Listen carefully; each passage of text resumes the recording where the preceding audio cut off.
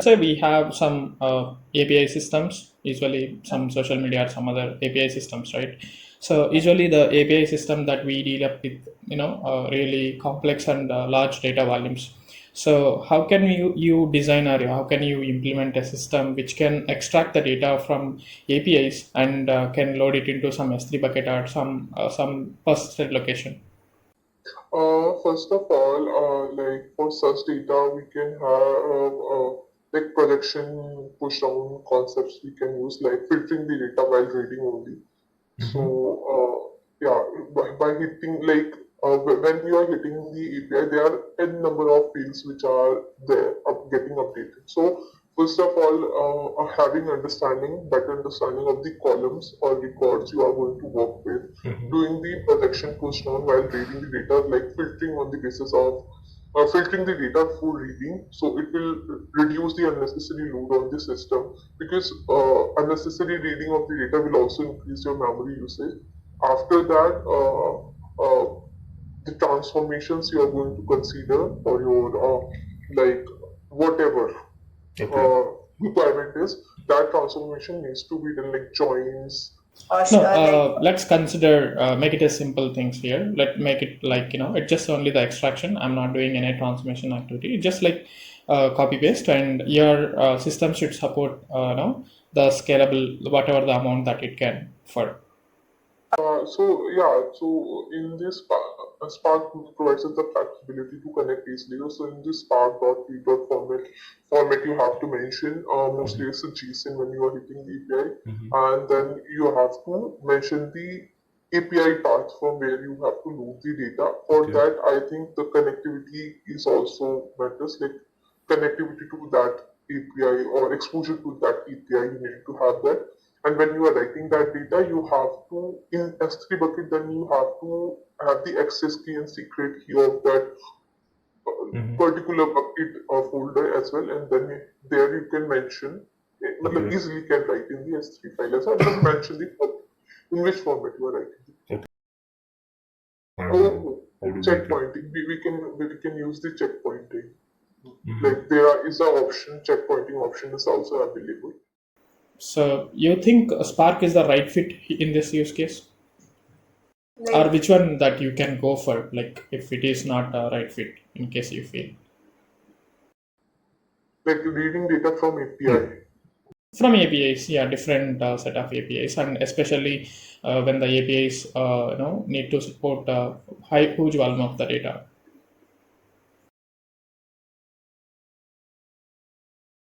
Yeah, like yes, Spark. Like Spark is this is the inbuilt like what we say. Spark is made for to work with the large workloads because it is distributed storage and processing system, and it also do in memory processing. So like it is faster. It is made. The system is made for handling big data workloads. So yes, Okay. according to me, it's a good thing. See, we have a system. Let's assume that we have a system. The traditional data warehouse, it has some, a huge volumes of the data around it, maybe 100 plus or 500 plus TBs of the data. The traditional system that is hosted in your on-premise data centers, which may be Teradata or some SQL Server DB2, whatever the database it may be, and we need to plan. We have a plan to migrate all the data to AWS and use the AWS services from there on. So if you get this kind of a project, so what is your approach to do the migrations? Okay, when we are migrating the data from one source to another, first of all, the thing needs to be considered is data loss. There should be no data loss. First and foremost thing we have to consider and concerned about. Then, since the data is large and we are shifting it one source to another source, so we can use the optimization techniques like partitioning the data. So it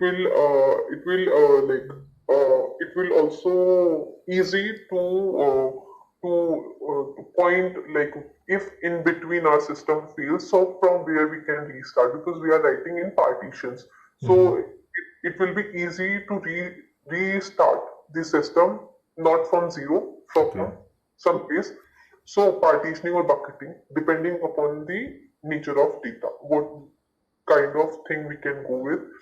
Then, yeah, and other than that, hmm, yeah, yeah, just it's a data migration, right? Yeah, just a data migration, and you just go on like what are the technologies that you use, what are the tools, and what are the things that it is required, and we need to set it up upfront. Like Scoop, we can use Scoop for yeah, for transferring the data. Scoop is easily work with S3 as well. So we can use Scoop, and while you scooping using Scoop incremental load, doing incremental load, like we can implement incremental load and making the fault tolerant system. We can there is also a checkpointing concept in Scoop as well, and yeah, like partitioning column we can mention, or other than that, yeah, that's that much I can remember in school. So school, Okay. I think, is best fit, yeah. Okay, yeah, that sounds good. Okay, so what are the services that you have had an experience with AWS? Services I majorly work. I get exposure to work with the S3, EMR. Okay. Currently working with Snowflake as well. Athena I have worked with. Yeah, Okay. these are the services I got exposure to. Okay, so if I wanted to execute some Spark jobs on top of S3 raw files on an ad hoc basis, so what approach that you use? I didn't get the question. Like, if I just have a S3 at S3 location, I have a data, Yeah. and But I on think you have template some sort on of get business requirements, I need to run a We have some log files or some yeah, maybe you can consider the scenario log files were placed in the S3 maybe by some other jobs. Okay, so we need to understand, we need to read each and every log file, and we need to understand what are the major pain points for the users are facing, right? So in this scenario, I have a requirement to read all the files and then to do some basic level of filtering and other stuff, and then we need to identify what is the frequent issues that users are going through. So for that, maybe the basic SQLs are not sufficient. In that, we need to go some programming level in that case. So which how how do you meet this requirement? like there will be there will be part, you can say there are part files inside a folder in which we are putting that log file.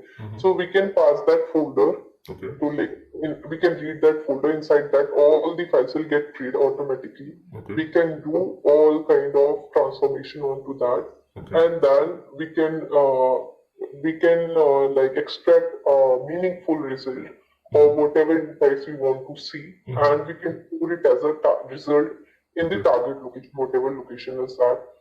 Like reading the folder will help, like because all the inside files will be read. Okay. so which service that you will use for the ad hoc basis, or use any kind of a lambda, or what the service that fit for this use case? I think so. I never worked with, but I heard about glue. Oh, okay. Glue jobs, yeah, glue jobs I have heard about. So if the data size is not that much huge, so we can go with glue, because glue is a work as a crawler. So Okay. if we have already mentioned it, then on the ad hoc basis, just we need to run that, and it will generate the output. Okay. Like because yeah, it's a repetitive process, so just one go we need to create a crawler, and on the basis of a use case or use, just need to execute that crawler and we'll get the output. So the using EC2 and EMR will need an orchestration tool again to trigger them, then we to execute. So there will be 2 to 3 resources. EMR cost is also included, EC2 cost is also included. So yeah. So what are the let's take a real time scenario. Maybe you would have gone through. let's say we have some EMR jobs. Okay, so the EMR jobs actually, on the optimization side especially, so the business SLA would be around 1 hour, but the job is taking around 2 hours or 1.5 or whatever it may be. It definitely more than 1 hour. So the optimization, cluster resource utilization, and then memory management, everything has been taken care, but still, we haven't made the SLA. So in that scenario, do you have any thoughts or approach, like how can we still tune the job to make it into under 1 hour? Any thoughts? Okay. First and foremost thing, what I will do, Mhm. uh, I'll go through the physical plan created by the job. Okay. Then I'll see that physical plan. So inside that physical plan, if we go through that actually, so we can get like where our physical plan is getting very heavy, Okay. we can hack that. So when we get an insight into that, okay, this is a portion where it is taking because the plan is very large here and it is taking much time here.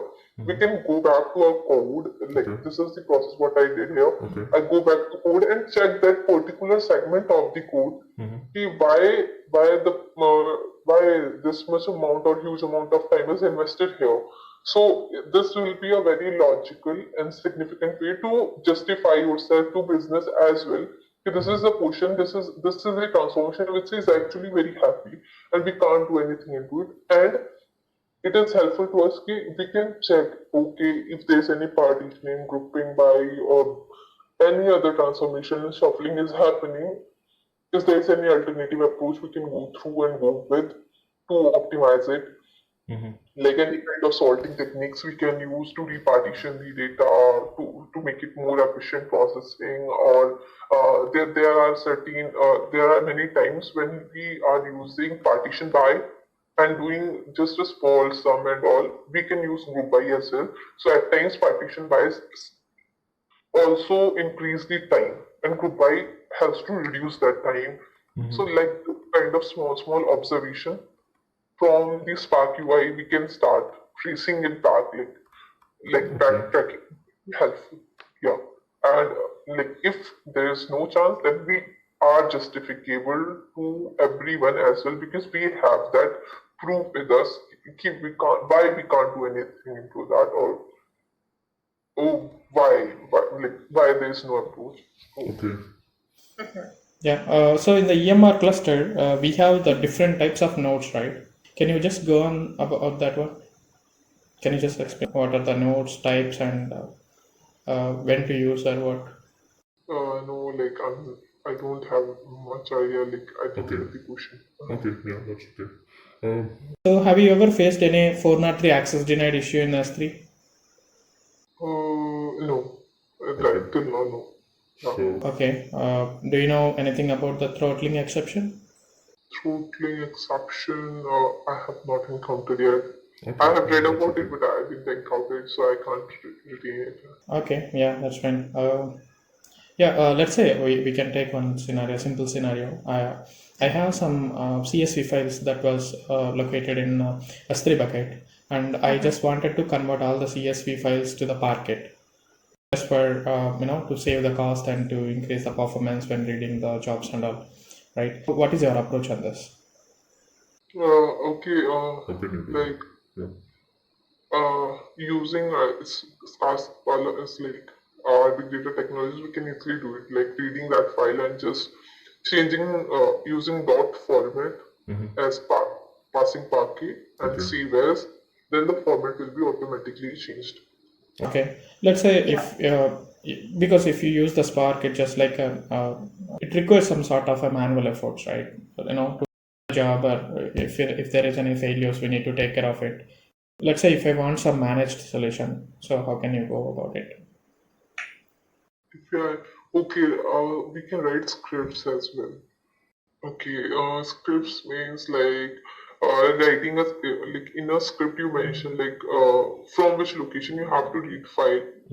Then again there will be a transformation in which you will mention that the format needs to be changed. So that transformation will happen, and then location where we will store that file or Okay. overwrite that file in the same location. Mhm. So this kind of that will be a script, and that script needs to be triggered again, like whenever you Right. Yeah.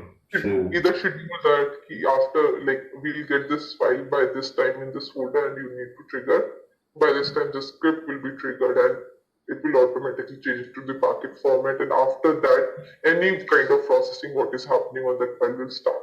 So that Yeah, what sort of what service can do all this stuff? like I never did that okay. using like Okay, yeah.